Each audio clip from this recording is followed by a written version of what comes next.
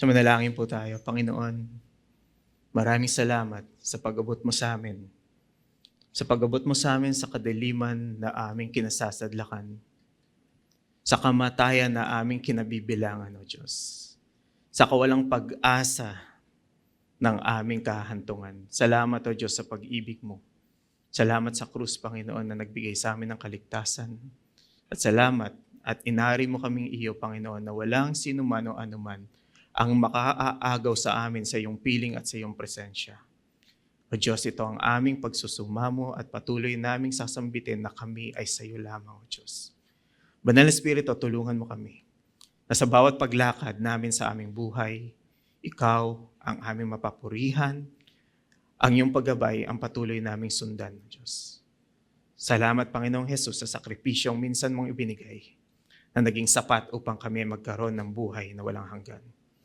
Panginoon, kami ay sa iyo lamang. Pagpanatilihin mo kami ng iyong walang hanggan at wagas na pag-ibig. Salamat, O Diyos. Ito ang aming dalangin na puno ng papuri at pasasalamat sa pangalan ni Jesus. Amen at amen. Sumantili po tayong nakatayo. So if you have your Bibles with you, kindly open it. We're reading from a very familiar verse, which is John 3:16 to 17. So kung nandiyan na po kayo, sabay-sabay na lang po tayo. John 3:16 to 17. It says here, "For God so loved the world that He gave His only Son, that whoever believes in Him should not perish but have eternal life. For God did not send His Son into the world to condemn the world, but in order that the world might be saved through Him." This is the word of the Lord. You may now be seated.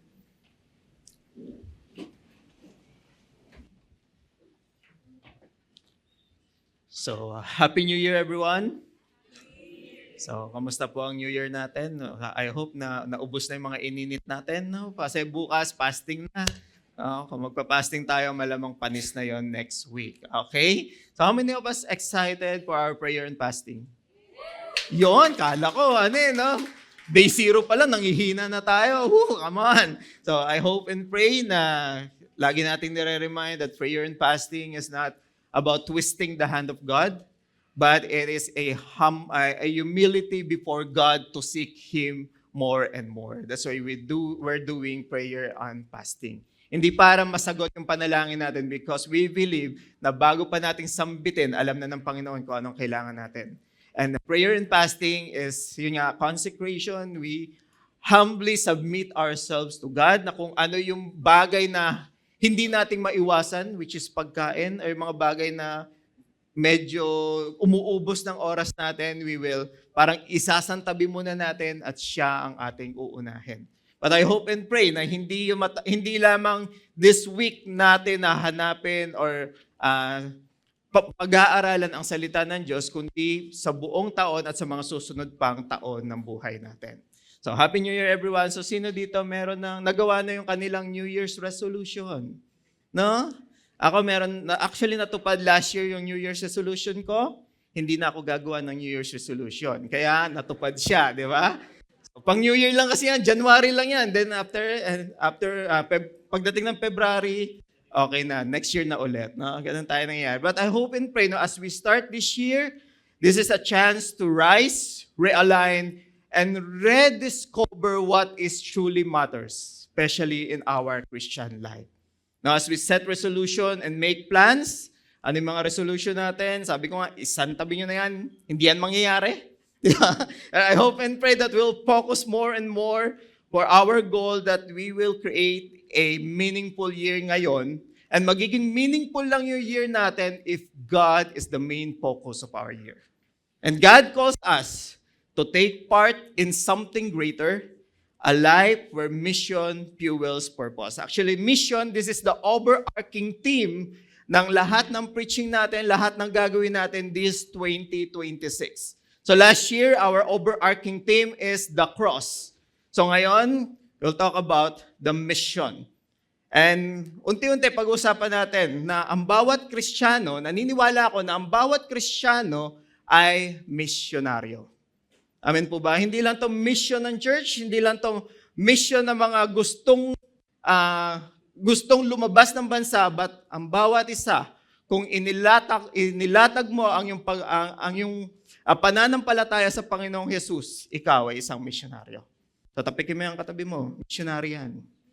Okay, so in these 4 weeks, we will discover together God's love in giving His Son to save us and sending His Spirit to empower us to make Him known into the nation. So week 1, we will talk about the Father's love.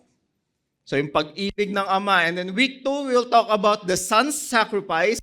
Week 3, the Spirit power. And week 4, the church mission. So makikita natin yung pagkakasunod-sunod, huli yung mission ng church.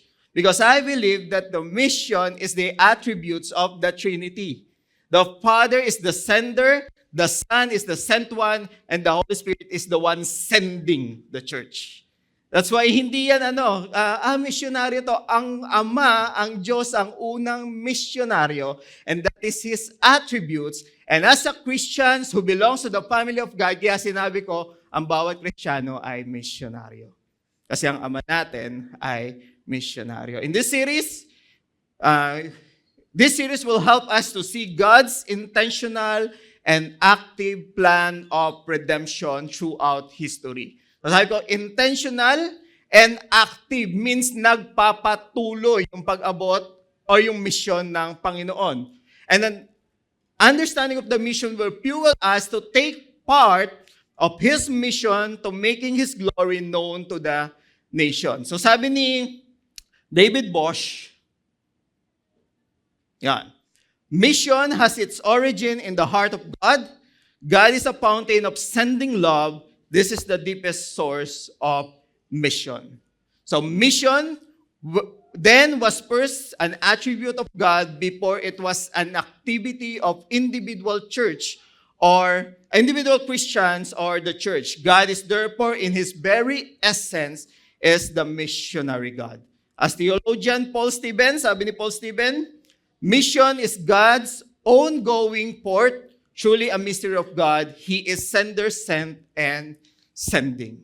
So the Father is the first missionary who go out of Himself in creating the world and sending His Son for our salvation. So that is the mission. So let us close in prayer. Hindi, joke lang. No? So we'll talk about the mission today, the Father's love. So the mission, medyo lagyan muna natin ng foundation yung mission. Ano ba yung mission? O sabi ko kanina, the Father yung origin ng mission or si God yung origin ng mission. The mission derived from the Latin word missio. So ito yung masarap pag may sardinas, di ba? Hindi, miswa yan. Okay, missio means to send or to send, the sent ones. Yung to send and the sent one. Yung sent one, that is the missionary who's willing to go. Sending out and going out are two sides of the same coin. That is the mission. Kaya yung nag-send in Jewish culture, yung nag-send at saka yung sinend is just one. That is the mission. So the Father is the first missionary, sabi ko kanina. Actually yung mission, hindi yan nagsimula nung nag-fall yung humanity. Nagsimula yung mission when the Father goes out of Himself and create the universe or the world. So doon nagsimula yung mission. Kaya kung hindi ba nagkaroon ng kung hindi ba nag-fall yung humanity, may mission? Yes. So mamaya pag-uusapan natin bakit. So but the mission, since nag-fall yung humanity, His love is the driving force of this mission. Kaya tayo nagkaroon or tatalakayin natin is about John 3:16. So this is a very familiar verse. I believe na kabisado to ng lahat. Sino nakakabisado nito? Parang iilan lang, no? So, alam ko, iba't ibang version pa yung alam nyo. This is a widely regarded as one of the most well-known and frequently cited verse in Christian scripture. So sabi ni Martin Luther, this is the miniature of the gospel.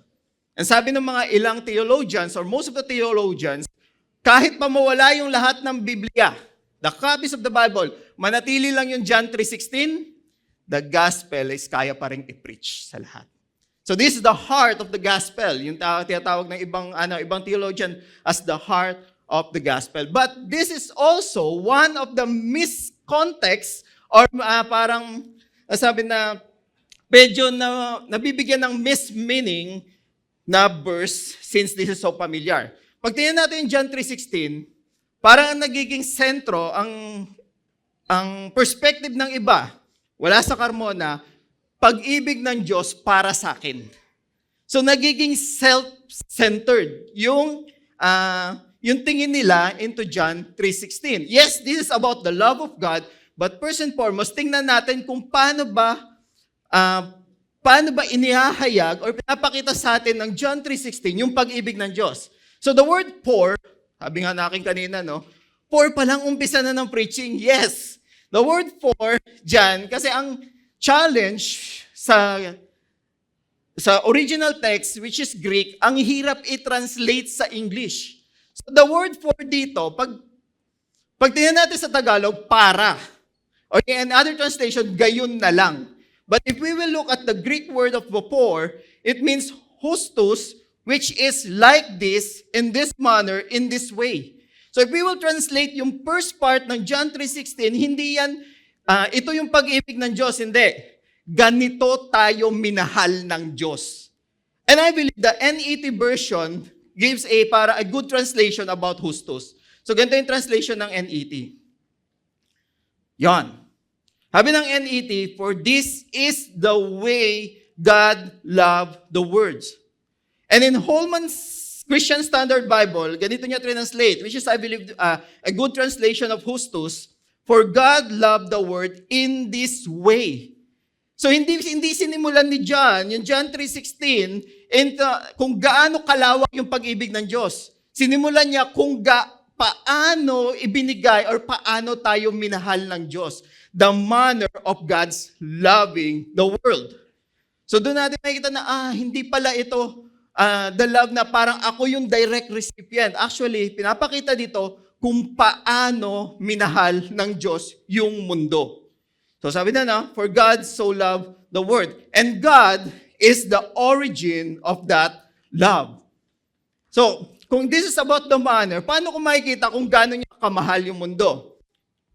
So let me highlight the word world, yung mundo. Actually, in Greek, it means cosmos. Hindi ibig sabihin yan na every individual in the earth. The word cosmos in Greek means the order of creation or the entire creation.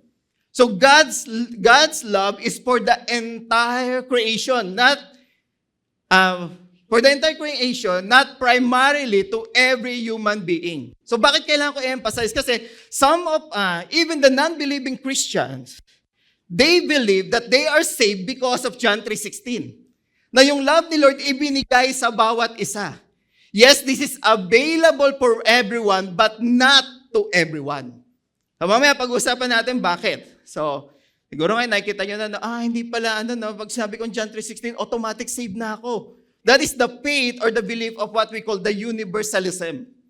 Kaya nagkaroon ng belief about universalism. So, the word cosmo, the word world means cosmo, order of creation, everything that is created, and primarily the humanity. So, andun naman yung humanity, the wicked realm of fallen humanity. So, yung world. So, dito natin makikita, in God loving the world, the entire creation, the humanity as the primary recipient of love, dito natin makikita yung bigat at lalim at lawak ng pag-ibig ng Diyos. Bakit ko nasabi? So yung una, for God so loved the world. Yung for means kung paano niya minahal. And yung word, doon natin makikita yung lalim, bigat at lawak ng pag-ibig ng Diyos. Bakit? Kasi wala ni anuman, because of sin, wala ni anuman o sino man into the entire creation na lovable. Kasi lahat is polluted by sin, is stained by sin. So since God is holy, preach natin ito last week, since God is holy, lahat ng unholy, which is all of us sinners, is an enemy of the Lord. So, kaya nga, ganito kalawak yung pagmamahal niya, kahit hindi ka kamahal-mahal, hindi tayo kamahal-mahal because of our sin, God so loved the world. So God is so loving, full of grace and mercy, yet He also is righteous and just. That is why we must understand that this verse is not about us, it is about God's powerful demonstration and the gravity of His love. And between God, between God, which is the origin, or God the missionary, and the Word, nandun yung love.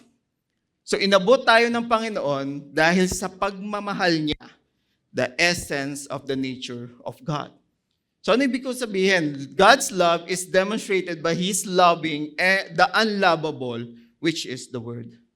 Scripture shows us that God's actions are not driven by human worthiness, but by His own nature. Because God is love, He moves towards sinners, not away from them. His love initiates redemption, demonstrate grace, and extend mercy to a broken world that cannot save itself. Kaya nga pag sa John 3:16, mahal ako ng Panginoon, yes, pero definitely that is not for us. John 3:16, pinakita kung paano tayo minahal ni Lord at kung gaano tayo minahal ni Lord. So the world is not for each and every individual. So how He demonstrate that love? He gave. So the result of God's demonstration of His love, He gave. The proof of God's love is that He acted on it. Di ba? Mga husband, ito yung madalas sa akin, tanong sa akin ng wife ko, love mo ba talaga ako? Di ba? Ako kasi, hindi ako, parang word of affirmation, wala kang makakuha sa akin na love kita, hindi. But how many of us believe that the true demonstration of love is not doon sa word na sinasabi mo, but on how you act on it? Tama? Hindi. So yung mga word of affirmation dyan, sorry na. So, di ba? As parang, so corny, di ba? Ganun, sino nakaka-relate sa ano? Wala naman si Pre, nagpipreach sa kabila, di ba? Pero ganun, di ba? But the proof, how we prove our love to other person or to the one we love is how we act on it. And this is the proof of how God loved us. He gave. There is an action. Kaya we are sure and secure that God loved us, hindi dahil sinabi niya, but because He acted on it. Kaya nga, sabi natin, our identity, na pag nalaman mong mahal ka ng Panginoon, this is not just dahil sabi ng Scripture, kundi sinabi ng Scripture kung paano niya ginawa, paano niya dinemonstrate sa atin. Church, real love can never be passive. It is always has to be active. Kaya nga, ipingnan natin yung word na love. Most of the time, the word love in the Scripture is a verb. Hindi siya, what we call the adjective. It is a verb, it is an action word. Sabi pa nga doon, in other translation, the word love translated as charity, giving without expecting in return. So ganun in-expect yung love, ganun binigyang meaning ng Scripture yung the word love. So gaano tayo nakakasigurado na mahal tayo ng Panginoon? He gave. So He gave. It is not gave something, but God gave someone. And that is His only Son. Actually, I love the translation of ESV. A modern translation kasi medyo direct na yung translation. Only Son. In other translation, it is called begotten. Begotten, the only, the one, but the only, no? So, but the only Son means unique in nature, equal to God. So, yung binigay ng Panginoon, hindi yan basta-basta. Kaya nga sabi ng ibang translation, bigatin. Di ba? Ganun kabigat, ganun yung pagmamahal niya, bigatin yung binigay. The only Son, so napaka-espesyal. So, it is the Father who first sacrificed. Actually, pag tingnan natin ito, parang si Jesus, yes, the Father, the Son, and the Holy Spirit are one, but different in nature. So, but it is the Father who first sacrificed. Bakit? Sino ditong ama, kaya mong ibigay yung anak mo para sa kasalanan ng iba? Ang tawag doon, sacrifice. Tama? So the Father is the first who sacrificed before Jesus Christ sacrificed on the cross. So, So nakikita na natin kung gaano yung lalim at lawak at kung paano tayo minahal ng Diyos, di ba? Na yung Ama mismo, yung unang nagsakripisyo, binigay niya yung anak niya para sa atin. When God the Father gave Jesus Christ, He also gave Himself. Sabi ko nga kanina na yung nagsisend at yung sinend in Jewish culture, iisa. That's why nung binigay ng Panginoon yung anak, ibinigay niya rin yung sarili niya sa atin. So that is the love of God. When the Father sent His Son, He sent Himself. In mission, the sender and the sent out ones are two faces of the same coin. So, bigyan ko lang ng picture. When we were last year, Victory Carmona sent out us to Vietnam. So, hindi ibig sabihin nun, kami lang yung naging misyonaryo sa Vietnam. Victory Carmona is the missionary, sila yung naging missionary din yung Victory Carmona sa Vietnam because he sent us to Vietnam. So that's why if you're supporting, pag sinusuportahan natin yung mga missionary, whether it's in prayer or giving, you are already a missionary on that nation as well. Kaya nga, I encourage everyone that support the mission. And ito rin yung mission. Ito yung overarching theme natin ngayong taon, the mission. May kita natin na, okay, mission is a privilege from God. Bakit? Kasi yung mission niya to, hindi sa atin to. And God gave us an opportunity to co-labor with Him in His mission. How many of us, na napakalaking pribilehiyo, kapag Diyos na mismo ang nagsabi, sama ka sa akin sa mission ko? Amen? Amen. Kaya sabi ko kanina, ang bawat Kristiyano ay misyonaryo. So, same with nung nagtitraining kami para mag-gather ng support. Actually, ako kasi, unang-una, ayoko makipag-usap sa maraming tao. Nangihina ako. Okay? So, ngayon, pipreach ako, 2 to 3 days ako nagre-recharge. Okay? Mukha lang, active-activan. Okay? Kasi nga, parang highly introvert. Oh, parang ayaw nyo maniwala. Di ba, no? So, gano'n, talagang nakaka-drain kumausap ng tao. And lalo na, kakausap ka ng tao about money. Mas lalo, ayoko nga mangutang sa tindahan, no? So, yung mga kapatid ko, pag sabi ng nanay ko doon, ang tatay ko, humiram ka muna doon umutang ka muna sa tindahan, sabihin ko sa kapatid ko, umutang ka sa tindahan, ako nagagawa ng gawain mo. Ganon, because for me, yung paglapit sa tao, ako lang naman to, sobra kasing prideful ko, no? Yung pride ko, mas matangkad sa akin. So sobrang prideful ko, ayoko talagang lumapit sa tao, especially when we talk about money. But when we undergo the training of MPT support, Raising for the Mission, ito yung sinabi sa amin, na hindi ka nag-aas sa kanila para lang makapunta ka. Actually, ini-invite mo sila na walang kakayahan to go in a mission to participate in a mission. So you're giving them an opportunity to co-labor with God. Hindi sa'yo. Kasi first and foremost, mission is God's mission. So you gave them the opportunity, you're giving them an open door to participate in the mission of God. Kaya sabi ko, okay, ganun pala. So nagkaroon ng bagong perspective kung paano ko naunawaan yung mission. That first and foremost, this is about the mission of God. So I hope and pray na meron tayong napulot ngayon, no? So the next part of John 3:16, He gave His only Son is the invitation that whoever believes in Him.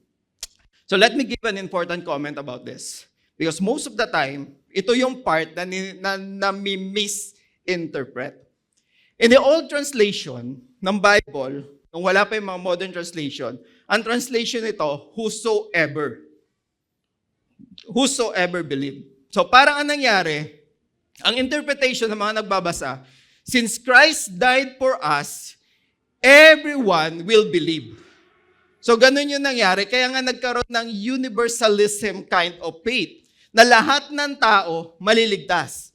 But if we will look at the deeper meaning of this text, and the NIV or the ESV, and the modern translation, translate it parang directly, sabi doon, whoever, which means everyone.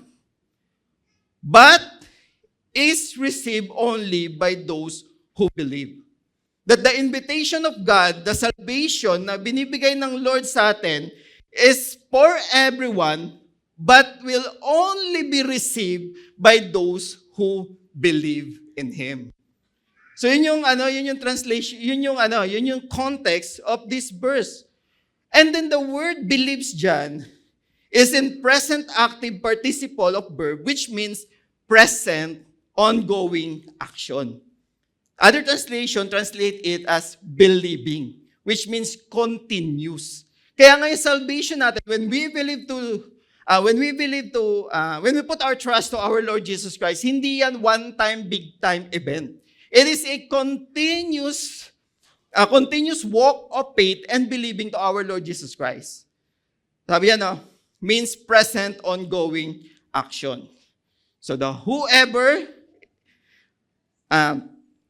offered to all, but makukuha lang of those people who believe. So believe, ano ba yung, sabi ko nga kanina, it is in present participles, in believing. Ano ba yung believe? Believe in God, paano ba tayo maniniwala ano bang klaseng paniniwala ang dapat nating ibigay sa Panginoon? Actually, this is more than just a head knowledge. This is a belief in God the way the Bible describes belief. Ibig sabihin to rely on Him, to trust completely on Him, and to place all your weight on Him. Hindi lang yan, naniniwala ako na may Diyos, naniniwala ako na sinend niya si Jesus para sa kasalanan ko, para magkaroon ako ng salvation. Even the devil, alam yon, and the devil believe. Pero the devil doesn't put his entire being, his entire weight on that truth. That's why yung believing dito, sinasabi dito na hindi lang yan head knowledge, but you will put your entire being, your entire weight on God itself. Alam niyo ba yung word na sampalataya sa Tagalog? You know, that is believing, sampalataya. Actually, in a Tagalog definition, sampa tsaka taya. Ibig sabihin niya, sampa is you put everything and taya is gamble. Tama? So you put everything na allow me to use the word, isusugal mo lahat because you are believing on that person. So that is the sampalataya, that is believing. More than just head knowledge. So whoever believes in Him, they will gain or they will receive the gift of salvation from God. So more than a head knowledge. So some scholars use the idea ng believing as allegiance or believing loyalty. This is not about perfectionism, where you focus on your own faithfulness and loyalty as the basis of security. Rather, it is about continuing trust in Christ despite ups and downs of life and our own unfaithfulness. So, continuing trust in Christ despite the ups and downs of life. So that is believing. So if you truly say you believe, let it be evident in your life. More than head knowledge. And those who believe in Him, which is Jesus Christ, ang sabi doon, should not perish, but have eternal life. So yung perish dito, ikinontrast into eternal life. Ibig sabihin, the word perish here is not just a temporary punishment or temporary perishing, but it is an eternal perishing. Which is most of us believe this is eternal damnation to hell. Yes, that's the meaning of the perish here. So while God has provided forgiveness of sin and eternal life for all those who believe in Jesus, the verse also warns us that those who do not believe in Jesus will perish. And all who believe in Christ possess eternal life, which is a life of abundant joy, blessing in the presence of God. So yun po yung another meaning of eternal life. The ESV Study Bible says, eternal life means abundant joy and blessing in the presence of God. And since this is eternal, this is forever. And the good thing here, the word have, but have eternal life. The word have is in present tense. So ano ibig sabihin nun? When we believe in our Lord Jesus Christ, yung eternal life nagsimula na. Hindi po yan magsisimula pag namatay tayo. Now at this very moment, those who put their trust in our Lord Jesus Christ, nagsimula na yung eternal life. Parang ayaw nyo, no? Hindi kayo convinced, no? No. But it doesn't mean na, na parang, sabi ko nga, dinescribe yung eternal life as abundant joy. Abundant joy, hindi abundant happiness or abundant things. That in spite of what's going on to your life, sa buhay mo ngayon, the challenges na meron ka, you still have an abundant joy which is anchored on the love of God. So that is eternal life. Tignan mo yung katabi mo, mukha ba yung eternal? And then, death is just a transition from this perishing word to unperishing word. But the eternal life already begins when you believe in our Lord Jesus Christ. So let me summarize John 3:16. Ang bilis, no? Summarize, no? For God so loved the world, this is the nature of the Father's love, that He gave His only Son, the demonstration of the Father's love, that whoever believes in Him should not perish but have eternal life, the provision of Father's love. This is all about the Father's love. This is not about us. This is all about His love. The Father's love in His nature, His demonstration, and His provision revealed in Jesus, who gives eternal life to all who believe. Church, John 3:16 shows the Father's love in giving His only Son so that believers may have eternal life. And John 3:17 continues this truth. Sabi ng John 3:17, God did not send His Son into the world to condemn the world, but in order that the world might be saved through Him. Hindi ko na i-exegete isa-isa yan, but let me highlight the word send. The word send is from the Greek word apostello, which from our English, dito nang galing yung English word natin na apostol. So it has the idea of sending forth a messenger on a definite mission. So the mission of Christ was not to condemn, but to save. So hindi po dumating si Christ for us to condemn the world. The Bible says, John 3:17, we are already condemned because of our sin. So He came for us to be saved. So the Father, the sender, sent Jesus, the sent one, not to pronounce judgment, but to provide salvation. This truth shows the love-filled heart of God, who had every right to send His Son to judge the world. Actually, since the world is polluted by sin, may karapatan ng Diyos na isend si Jesus para i-condemn tayo. Pero hindi. The first coming of the Son is not for the world to be condemned, but for the world to be saved. Paul writes in 1 Timothy 1:15, Christ Jesus came into the world to save sinners. And in Luke 19, verse 10, sabi ni Jesus, the Son of Man, has come to seek and to save that which was lost. So yung unang pagpunta ng Panginoong Jesus as the Father sent Him is to offer salvation for those who believe. Those who believe in Jesus Christ have received the gift of salvation, are filled with joy, eagerly awaiting His second coming. Yung second coming niya is for the word to be judged. So most of us, especially Christians, parang we're so excited for the second coming of Christ. Tama? Hindi. O takot pa rin tayo. Pinag-usapan natin yan last year, di ba? The Great White Throne. Na pagbalik ng Panginoong Jesus, since we are all Christians, ano yung ibibigay niya sa atin? Hindi judgment, kundi reward. That's why we are so excited. Wala pa rin, no? Parang ayaw niya, no? Ayaw niya lang mauna. Pero alam ko, excited kayo, tama?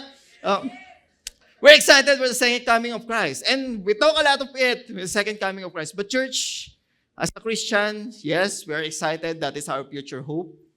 I hope and pray, no, na kung paano natin pinag-uusapan yung second coming, half of the world hindi pa naririnig yung first coming of our Lord Jesus Christ. That's why as a Christians, we have a duty and a responsibility na ibahagi sa kanila yung unang pagdating ng ating Panginoong Jesus. That is why the message of His love must still be boldly shared. John 3:16 encapsulate the mission DNA of God Almighty. For God, the origin of mission, so loved His mission character, the world His mission scope, that He gave His mission act, His only Son, His mission being, that whoever believe in Him should not perish but have eternal life, His mission desire. Ephesians 5:11 says, be imitators of God as beloved children. Church, this is our Lord's command. And since He is the origin and author of mission, one of the way we imitate our God is through the work of mission. If our Father who loves us unconditionally is a missionary God, everyone who received that love is a missionary as well. He is the origin and author of mission. One of the way we imitate God is through the work of mission. If we are not engaging in this task to the extent we are able, kung kaya natin but we are not engaging, we are disobeying our Creator. Taking the gospel to all nations and building up people in God's truth is a matter of obedience. And let me remind everyone, Mark 16:15. And He said to them, go into all the world and proclaim the gospel to the whole creation. Those who are disciples of Christ, how many of us here are disciples of Christ, of our Lord Jesus Christ? Isa, dalawa, tatlo. Lord, sabi ko nga, pinipicturan mo yan. So, nakita ni Lord yan, no?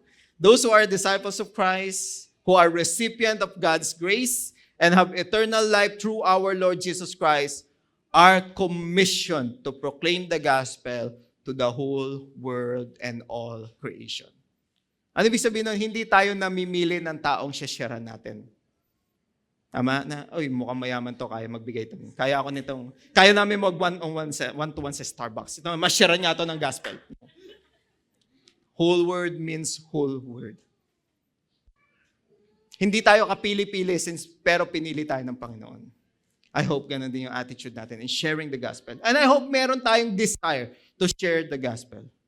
Ang bahagi natin, ipangaral si Jesus sa mga tao in our Jerusalem, in our Judea, Samaria, and to the end of the earth.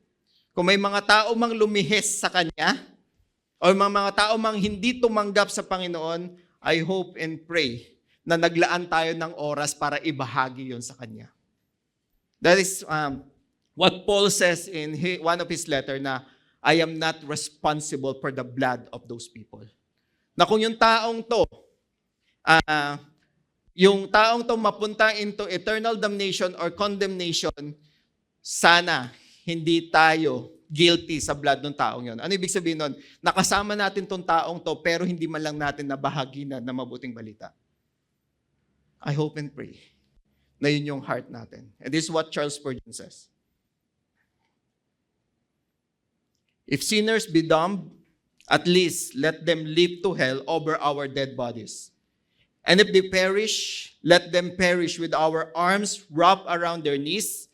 If hell must be filled, let it be filled in the teeth of our exertion, okay? And let no one go unwarned or unprayed for. Make every effort to share the gospel of salvation that we receive from the Father. And this is my last point. Last point, pero ang haba. No? Hindi ko na kinumpress para maintindihan natin. If people are going to be condemned, let it never be because we did nothing. Let us stand in the way, pleading. No, kung kailangan natin magmakaawa para marinig ng taong to yung mabuting balita, then do so.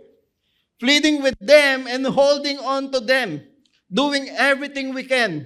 If people are still condemned, Let it be after we have warned them, prayed for them, and made every effort to share the truth with them.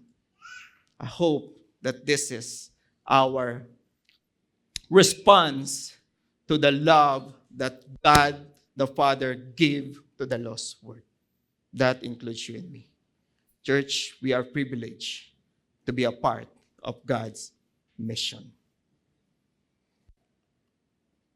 We are privileged to be a part of God's mission. John 3:16.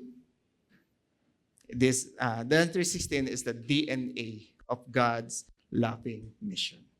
I hope nagkaroon tayo ng ibang perspective on how we look at God. John 3:16. So may I invite everyone to stand as we close in prayer. Church mission is the attribute of God before it was an activity of individual Christians or the church. Attribute of God. Nagsimula sa Kanya yung mission. God the Father, the first missionary, nung create niya yung world, He sent out Himself. And then because of Paul, dahil sa pagkakasala ng tao, He sent His Son for the salvation of humanity. And after Jesus fulfilled His mission on earth, He sent the Holy Spirit to guide the church. And now the Father, the Son, and the Holy Spirit are sending the church to do God's mission. Nasabi ko kanina, kahit hindi nag-Paul yung tao, ano yung mission ni God? Mission ni God is to fill the earth with His image bearer, who would dwell in His presence and have full access to Him. Yun yung mission ni Lord. Kaya nga nung hindi pa nagkakasala yung tao, God commanded Adam and Eve, go and multiply. That is His mission, to fill the earth with His image bearer. So because of sin, yung image bearer ni God or yung image ni God sa tao, hindi nawala pero lumabo. But because God wants to restore humanity, hindi dahil karapat-dapat tayo, but because of His love, the mission continue. When man sinned, the image of God became marred, and we could not dwell in His He could not dwell in His creation because of our unholiness. God now is on mission to redeem His creation, primarily the humanity. And as a Christian who received the gift of salvation, God saved us, transforming us, and sending us to continue participating in His mission. That is, makita ng mundo yung pag-ibig ng Diyos para sa kanila. We are in darkness, but because of God's love, sabi ng Bible, we are snatched from darkness into His marvelous light. How privileged we are that the God of gods, the Lord of lords, the King of kings, invited us to co-labors with Him in His mission. Not by our own ability, but because of His love. Let us pray. Father, we thank You once again, God. Thank You, Lord, for sending Your Son, our Lord Jesus Christ, as an expression of how Your love is, oh Lord. Thank You for reminding us, oh God, na as a Christians, as a believers who put our faith in our Lord Jesus Christ, hindi kami naghihintay lang, Panginoon, ng muli mong pagbalik, O God. But as we live our Christian life, we have a mission. And that is to share Your goodness, Your love, Your mercy and grace to other people na nasa kadiliman. Lord, help us. Holy Spirit, empower us. Put the right words in our mouth that every time we encounter people, oh God, na hindi pa naniniwala sa iyo, the right word will come out, Panginoon, and there will be a declaration of life, a declaration of life into those people. Lord, help us. Give us courage, oh God, to do Your mission. And Lord, thank You for giving us a privilege to co-labor with You. Truly, God, this is Your mission. And as You invite us to Your mission, the Holy Spirit will the one who will empower us. A power na hindi namin masusukat. At kami na rin po mismo ang magugulat kung paano namin nagawa yung mga bagay na yun. Truly, God, thank you. Thank you for this privilege, O Lord.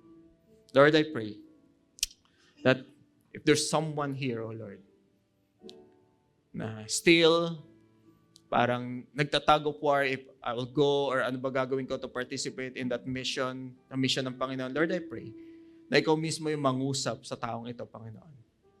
Na ikaw mismo, Panginoon, yung magbago ng kanyang pananaw, maging ng kanyang puso, sa kung paano ang iyong pagmamahal ay nag-urge sa amin, Panginoon, to do mission, O God, to share the life of our Lord, the light of our Lord Jesus Christ. Lord, thank you. May you continue to bless your people, Lord. And Lord, for those who are praying, O God, we're praying for provision, O Lord. Lord, I pray, first and foremost, i-align mo yung heart nila or heart namin, O God, sa mga bagay na pinagpipray namin. I hope and pray, O God, na i-align mo yung heart namin, Panginoon, hindi sa sarili naming kapakinabangan, kundi para sa ikasusulong ng iyong kaharian. Salamat muli, Panginoon. Gayon mo na lang minahalang mundong ito. Binigay mo ang iyong bugtong na anak upang ang sinumang sumampalataya ay hindi magdusa, kundi magkaroon ng buhay na walang hanggan. Thank you for that truth. Bless your people, Lord. May the Lord bless you and keep you. May the Lord make His face to shine upon you and be gracious to you. May the Lord lift up His countenance upon you and give you peace. I send you off in the name of the Father, of the Son, and the Holy Spirit. Go and make disciples. In Jesus' name we pray. Amen. Amen. Thank you, everyone.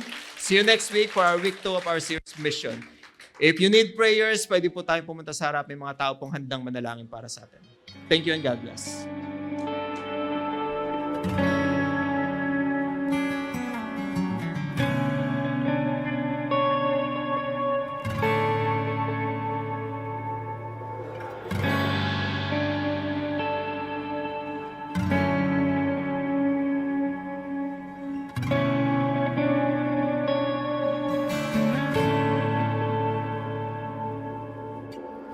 Panginoon, ika'y dakila,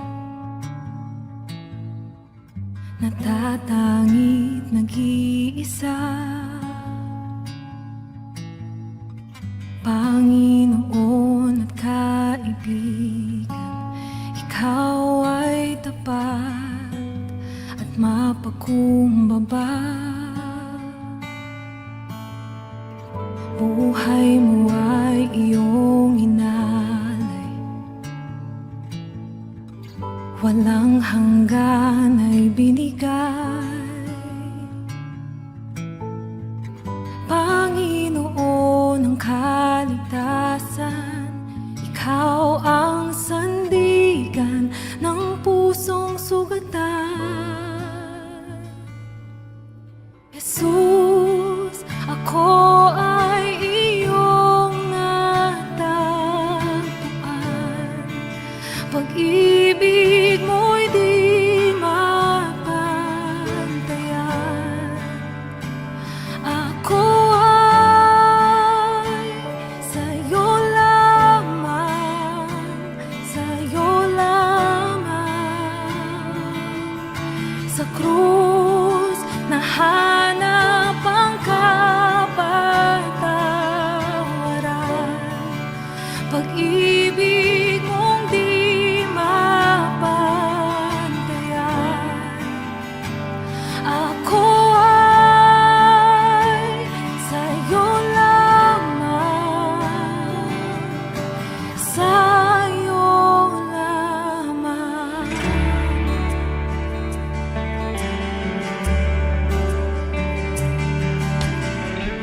Iniligtas sa kamatay